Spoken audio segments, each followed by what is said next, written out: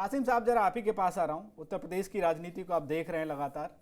लोकसभा चुनाव में जिस तरह से समाजवादी पार्टी का जीत के बाद अयोध्या फैजाबाद वाली सीट जोशाही रहा, अब उपचुनाव में आप क्या तस्वीर देख रहे हैं? मिल्कीपुर एक सुरक्षित सीट है, आप मिल्कीपुर में किसकी जीत थोड़ी सुरक्षित देख रहे हैं?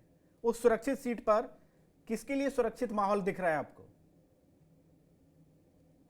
बहुत शुक्रिया साजिद भाई, आज पहली बार आपके साथ बैठ रहा हूँ। जी देखिए, ऐसा है कि मिल्कीपुर का इलेक्शन हो या कहीं का इलेक्शन हो, बाई इलेक्शन के बारे में कहा जाता है कि बाई इलेक्शन सरकार का होता है। लेकिन अवधेश प्रसाद के लोकसभा के सांसद होने के बाद ये सीट खाली हुई है, तो ऐसे में इस सीट पर समाजवादी पार्टी मजबूती के साथ इलेक्शन लड़ना चाहेगी। इस इलेक्शन की एक चीज और है कि इसमें बहुजन समाज पार्टी उम्मीदवार नहीं देगी, चूंकि मायावती ने कह दिया कि अब हम उपचुनाव नहीं लड़ेंगे। जी अब और थोड़ा सा एक चीज साफ हो गई कि अब भारतीय जनता पार्टी और समाजवादी पार्टी की बीच सीधी लड़ाई होगी। उसमें किसी तरह का कोई कोट कटवा जैसी कोई चीज बीच में नहीं आएगी कि कोई बी टीम है, कोई ए टीम है, कोई सी टीम है। बिल्कुल। मिल्कीपुर का जो वोटों का गणित है, वोटों का जो समीकरण है, रिजर्व होने से पहले ये समाजवादी पार्टी का गढ़ हुआ करती थी। और समाजवादी पार्टी नहीं बल्कि मिस्सेन यादव का गढ़ हुआ करती थी। रिजर्व होने के बाद एक बार अवधेश प्रसाद जीते, उसके बाद अगली बार अवधेश प्रसाद हार गए, और उसके बाद फिर अवधेश प्रसाद जीते। लेकिन लोकसभा के चुनाव में अवधेश प्रसाद ने सबसे कम वोटों से अगर जीत हासिल की है तो वो सीट मिल्कीपुर है। लोकसभा में सबसे ज्यादा वोटों से वो बीकापुर से जीते हैं और सबसे कम वोटों से मिल्कीपुर से जीते हैं। मिल्कीपुर में पासी वोटों की संख्या बहुत ज्यादा है, और उसी बिरादरी के उम्मीदवार अवधेश प्रसाद के पुत्र हैं। जी क्या भारतीय जनता पार्टी अपने पुराने पूर्व विधायक जो चुनाव हारे थे उनको लड़ाएगी या कोई दूसरा आएगा, ये देखना अभी बाकी है। अगर बाबा गोरखनाथ उम्मीदवार होते हैं तो भारतीय जनता पार्टी के लिए उम्मीदवार plus party plus Yogi Adityanath की शक्ति ताकत जो वो अगर लगा रहे हैं। 15 दिन में 3 बार जा चुके हैं अयोध्या अवधेश, क्या कहते हैं, योगी आदित्यनाथ। योगी जी। और अभी तो उनका मिल्कीपुर में भी कार्यक्रम था कि मिल्कीपुर में भी वो रैली करेंगे, योजनाएं खूब दी जा रही हैं। और उसके आसपास के तमाम क्षेत्रों में, जैसे रुदौली विधानसभा है मिल्कीपुर से लगी हुई, वहां रामचंद्र यादव वहां से विधायक हैं जो मिल्कीपुर से भी विधायक रह चुके हैं। आनंद सेन यादव का परिवार क्या पूरी भूमिका में रहेगा, लड़ाएगा, ये भी देखना दिलचस्प होगा। लेकिन चूंकि अवधेश प्रसाद एक अच्छे मैनेजर हैं जी और रिजर्व सीटों पर अनुसूचित जात का जब कैंडिडेट जो बहुत ही सामंजस्य वाला होता है, अवधेश के साथ ये चीज है कि जब तक वो सुहावल जो अब बीकापुर के नाम से जाना जाता है वहां से विधायक रहे, तो उनका गैर दलितों में उनका पैठ बहुत अच्छी थी, जो लोकसभा के चुनाव में भी दिखाई दिया। तो मैं मानता हूँ सच की इलेक्शन जो है कंटेस्ट है, लड़ाई होगी। लेकिन फिलहाल आज की डेट में जिस तरह से योगी आदित्यनाथ ने 5-5 मंत्रियों की ड्यूटी लगाई है, खुद अपने पूरा हैवी वेट वहां पर झोंक दिया है, इसको देखते हुए लगता है कि फिर जो अपर हैंड है वो अभी बीजेपी का दिखाई दे रहा है, क्योंकि बीजेपी का कोई कैंडिडेट नहीं आया है। तो योगी आदित्यनाथ और उनके मैनेजमेंट और भारतीय जनता पार्टी के 5 मंत्रियों को लगाया जाना, रामचंद्र यादव का वहां पर पूरी तरह से एक्टिव रहना, उनके दूसरे विधायकों का लग जाना, ये तमाम इशारे। अभय सिंह समाजवादी पार्टी के विधायक हैं, लेकिन वो पूरा उनकी टीम और पूरे लोग वो भी मिल्कीपुर में लगे हुए हैं। उससे आप बगल की सीट जब आप जाएंगे सुल्तानपुर, तो वहां से विनोद सिंह और उनकी टीम लगी हुई है। तो नॉन एससी वोटों में जो सवर्ण वोट है उसको मैनेज करना ही रिजर्व सीट का सबसे बड़ा काम होता है, और उसमें फिलहाल भारतीय जनता पार्टी आगे दिखाई दे रही।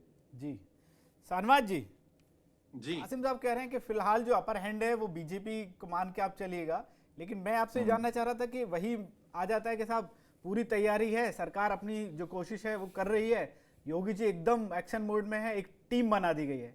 समाजवादी पार्टी का जो अपना एक प्लान है पीडीए वाला, उसको देखें और सरकार की तैयारियों को देखें, या पीडीए वर्सेस जो सवर्ण वोट वाला मामला है, मिल्कीपुर की महाभारत में आप किधर देख रहे हैं कि किधर थोड़ा सा चक्रव्यूह बढ़िया सज रहा है? नहीं, देखिए, मैं कासिम भाई की इस बात से सहमत हूं कि लड़ाई तो कांटे की होने वाली है, लेकिन मैं इस बात से सहमत नहीं हूं कि एज बीजेपी को है। बीजेपी की मशीनरी मैकेनिज्म तो हमेशा एज पर, अपर एज पर रहता ही है, उसमें तो कोई डाउट नहीं है। लेकिन वहां की जो समीकरण या परिस्थितियां अभी मुझे लग रही है समाजवादी पार्टी को शायद एज मिलेगा, समाजवादी की जीतने की संभावना ज्यादा है। और वैसे भी कहते हैं ना, छाछ का दूध का जला छाछ भी जी फूक जी फूक के पीता है। तो अभी समाजवादी पार्टी को झटका लगा ही है बाई इलेक्शन में भी, और इंडिया गठबंधन को भी झटका लगा। तो मुझे लगता है कि अब ऐसी गलती नहीं करेंगे। और पीडीए का जो सपोर्ट सिस्टम है, या जो मैंने पहले भी कहा, जिस कारण से लोकसभा चुनाव में समाजवादी को या इंडिया गठबंधन को फायदा हुआ, वो समीकरण अभी समाप्त नहीं हुए हैं, वो समीकरण अभी जिंदा है। और अगर इंडिया गठबंधन या पीडीए सही तरह से मजबूती से काम करता है तो समाजवादी ये सीट निकाल सकती है। निकाल सकते हैं। मनोज, मैं मृत्युंजय आऊंगा क्योंकि जरा एक बार इनको भी शामिल कर लिया जाए, फिर आपसे जमीनी हकीकत और बाकी चीजें समझूंगा। मनोज जी, जिस तरह से बीजेपी ने लोकसभा चुनाव में अयोध्या राम मंदिर को एक मुद्दा बनाया, रिजल्ट परिणाम उनके पक्ष में नहीं आ पाया, फिर बात ये निकली कि साहब चलो अगली बार चीज़ें ठीक हो जाएंगी, मतलब मिल्कीपुर ने एक मौका दे दिया। आप जो 6 टीम वहाँ उनकी बनाई गई है मंत्रियों की, खुद योगी जी डटे हुए हैं, रोजगार मेला भी लग रहा है, लगातार दौरे कर रहे हैं, ऐसा है लग रहा है कि आपको भी थोड़ा सा कि मौका है भारतीय जनता पार्टी के पास? क्योंकि अभी के जो उपचुनाव का रिजल्ट था वो शायद कहीं ना कहीं, जैसे कासिम जी कह रहे थे, उस हिसाब से पलड़ा तो भारी है ना सर? हाँ बिल्कुल, आपने 6 विधायक की और मंत्रियों की बात की है। मैं तो कहूंगा एक जीरो और बढ़ा ले, 60 लगा जी ज्यादा अच्छा रहेगा। तो ये आप रोजगार मेला और मंत्रियों का काम, सरकार का झुंझुना टाइप, ये सब बेमतलब कर रहे हैं योगी आदित्यनाथ। उनको मैं एक और नेक सलाह दे रहा हूँ, किसी मस्जिद के नीचे जाए और उसकी खुदाई शुरू करा दे, और खुदाई शुरू करा के उसके नीचे मंदिर ढूंढने। कितना आसान है, कोई ना काम बताना ना दाम बताना, चुपचाप जनता अपने आप उसी में आ जाएगी। अरे देखो मिल्कीपुर में भी मस्जिद के नीचे मंदिर मिल गया, ऐसा कुछ कर ले, सबसे आसान रहेगा। निश्चित तौर पे जो तरीका बीजेपी अपनाती है वो चुनावी प्रक्रिया को ध्वस्त करने वाला तरीका है। कुंदरकी का उदाहरण दूं, मीरापुर का उदाहरण दूं, या सीसामऊ का उदाहरण दूं, जिस तरीके से, या जितने भी 9 सीटें पे चुनाव हुआ, चाहे वो हम जीती हुई सीट की बात करते हैं, हमारा करहल की सीट का जैसे था, जो हमारा वोट का परसेंटेज, जो जीतने का मार्जिन था, वो 75,000 से घट के 14,000 बचा।